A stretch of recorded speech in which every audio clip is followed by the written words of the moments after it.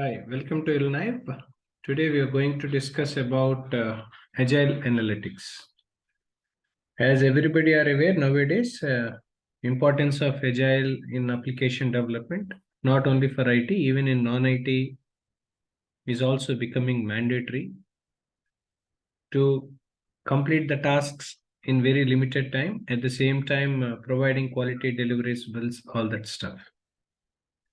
In addition to that, there is a concept called Agile Analytics, which majorly focusing on the client end goals to make it the better decisions and all everything from the data driven prediction point of view. Because agile understanding is something relating to the methodology, process, approaches, all that. But whereas when you talk about agile analytics is more towards data driven prediction based upon the data, there must be some scientific decision making must be taken, which is concrete to meet the end goals of the client, all that stuff. So in brief, this is what generally Agile Analytics is all about. In this video, I am going to explain you these points. These are the agenda points I'm explaining you. The first thing is that what Agile Analytics stands for. And second, why Agile Analytics is needed. Third, what are the benefits under Agile Analytics, followed by what development lifecycle model do we have. At the same time, how it works, followed by last but not least, best practices. So these are the points which are comes under the agenda in today's session. Now, when you see Agile Analytics is all about, it's a kind of paradigm where we want to explore the kind of data which is to be focused to understand the value which is required for us to find based upon the kind of adaptive approach, what is that we follow. So Agile process, as it is, whatever we follow remains constant and same, that never changes. Apart from that, Agile Analytics is more towards the kind of value addition we are providing for the data sets, what is that we are providing. At the same time, whatever the free form of adaptive approach and all everything will be included in it. So in short, if you say Agile Analytics is all about this. Now, why Agile Analytics is required for any organizations? Please do remember, this is nothing to do with technology. This is nothing to do with industry which we belongs to. So why is it required for us to move towards Agile Analytics are as follows. The first thing is that it enables teams to self-organize, to self-manage task completion so that people will be self-sustained people. Self-organizing capacity and self-organizing capability will increases in this. This is the first point. Second point is that client demands as well as the predictive analytics that can support the kind of decisions what we are taking.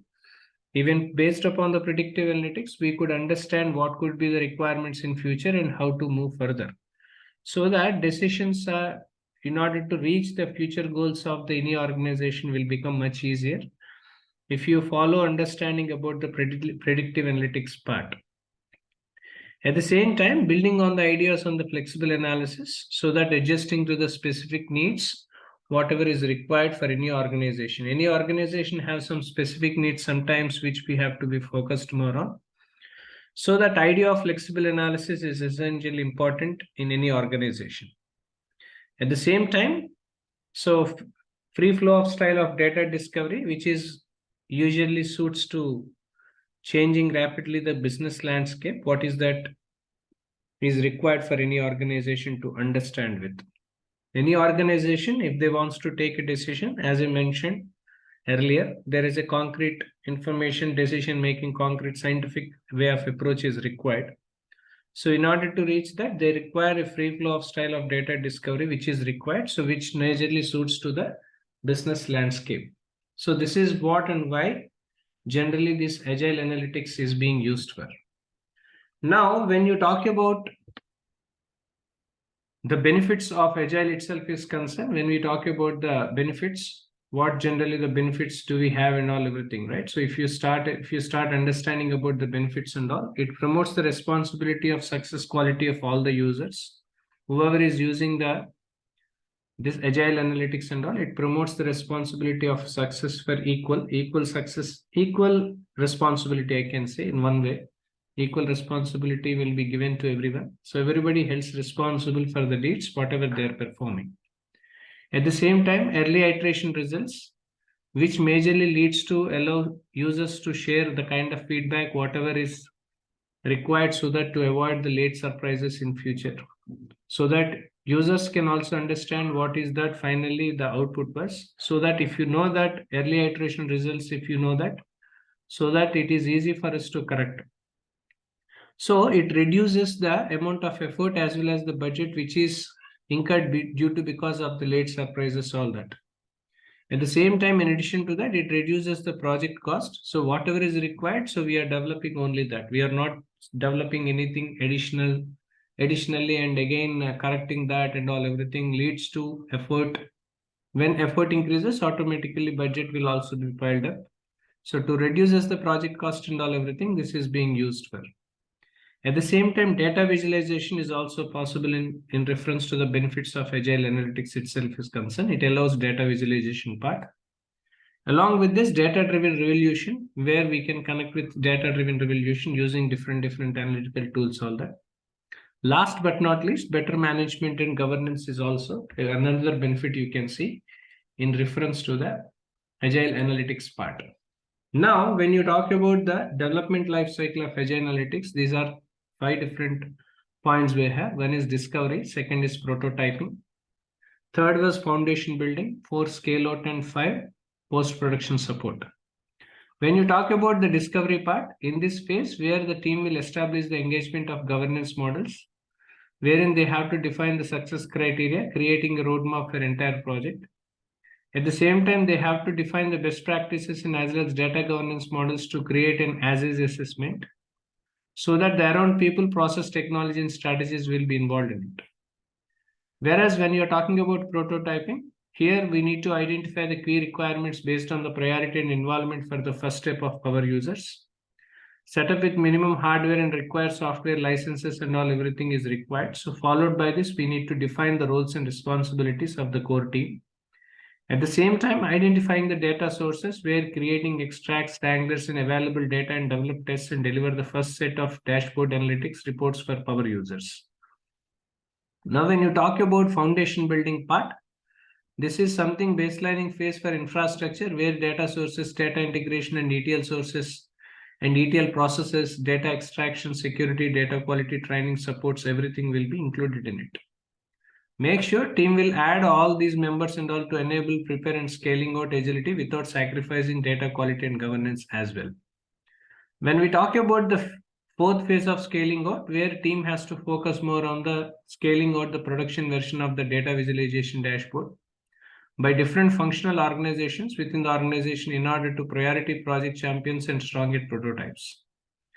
Last but not least, when you talk about post-production support, during the post-production support, the team will be responsible for supporting the production version of the data visualization, wherein by creating some boards and gradually transition over support of the client appreciation or IT support team, based on the mutually agreed upon the timelines of the transitions and as well as the methodologies we follow.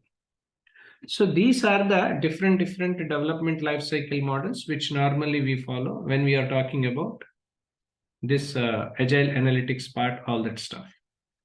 Now, how it works, and all, right? If you'd like to know about how agile works, all that stuff, agile will be worked on different areas where we need to consider different points here. When you talk about the agile implementation and how it works and all, consider that all the data insights along with the analytic requirements, and then on the basis of that, we recommend the agile development methodology. Majorly, it enforces practices and techniques tailored according to the customer demands and adopted in any organization culture for the continuous delivery of the business value. Along with this, successful timely completion of end-to-end work involves setting up all the data sources with ETL scripting, Wrangler storing, visualizing, and insights of till development.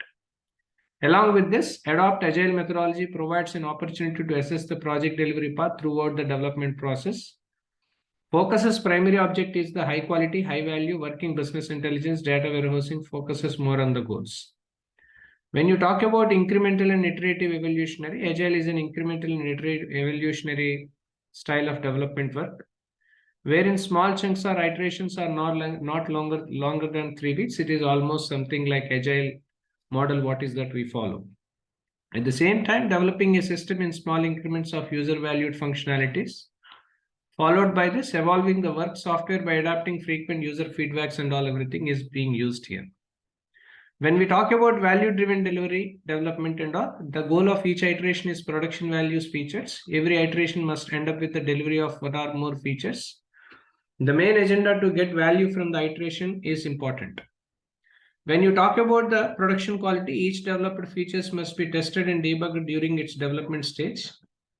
As Agile says, it's not like building how hollow prototypes are. It is all about incrementally evolving. Incrementally evolving to the right solution. Rigorous testing must be planned in the development process where users features is done when the production quality is being used for. At the same time, when you're talking about the automation part, when we talk about the automation, all that stuff, automation has many processes. Test automation is a challenge, but most beneficial to add in process. If the process routine developed more than twice and all, automate them and focus more on the developing user creation. When you're talking about the collaboration part, establishing a collaborative workspace is an essential ingredient of successful solution of the agile projects. Followed by this, daily collaboration with the technical team is critical. Self-organizing and self-managing team, wherein they have to hire the best people, give them the tools they need, and as well as the support them to stand aside and allow them to be successful in the role of agile project management tool. At the same time, it also enables team members to work and facilitate high degree of collaboration with our team members. At the same time, user stories are the fundamentals which are useful and helpful for the understanding of the work. What is that we are preparing, all that. So these are the major things how agile analytics works and all, everything in environments. Now, when you're talking about the best practices and all, the first thing is that incremental delivery. This is the first thing which normally we see. When you're talking about the incremental delivery part, when we focus more on the incremental delivery parts and all that stuff, wherein one must be knowing able in a position to understand about the best practices of agile analytics, where one should be knowing about the agile analytics and all, everything from the point of view of the one what is that we are using for the best practices of agile, wherein it focuses more on the incremental values of the process of information. What is that we are preparing, whatever the incremental value practices and all, everything will be focused more on this. At the same time, whatever the development and delivery of successful business intelligence analytics system are very complex.